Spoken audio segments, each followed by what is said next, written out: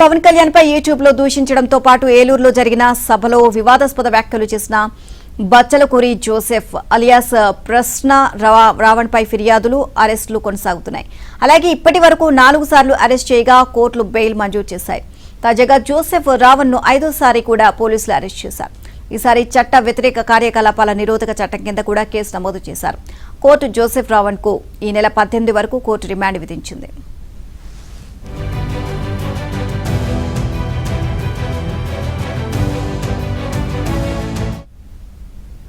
పవన్ కళ్యాణ్ పై జోసెఫ్ రావణ్ అసభ్య దూషణలు చేశారంటూ AP road development corporation director Garikapati Sivasankar Gannavaram పోలీసులకు ఫిర్యాదు చేశారు.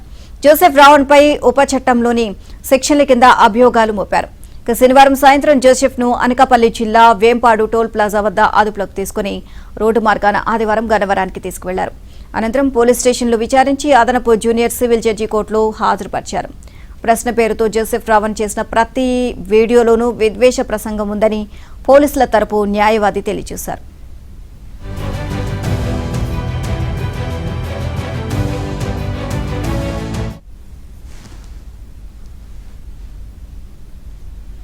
యువత విద్యార్థులను రెచ్చగొట్టేలా జోసెఫ్ రావణ్ వ్యాఖ్యలు చేశారంటూ వాదనలు వినిపించారు. గన్నవరంలో నమోదైన కేసుకు కాకినాడ జిల్లా సర్పవరం, పిఠాపురంలో నమోదైన కేసులకు సంబంధం లేదు అన్నారు. ఆ వీడియోలన్నీ ఏఐ సృష్టినని జోసెఫ్ తరపు న్యాయవాది జడా శ్రవణ్ కుమార్ వాదించారు. వాదనల అనంతరం రావణ్ కు జ్యుడిషియల్ రిమాండ్ విధిస్తూ న్యాయాధికారి ఉత్తర్వులు జారీ చేశారు. పోలీసులు జోసెఫ్ ను నెల్లూరు సెంట్రల్ జైలుకు తరలించారు.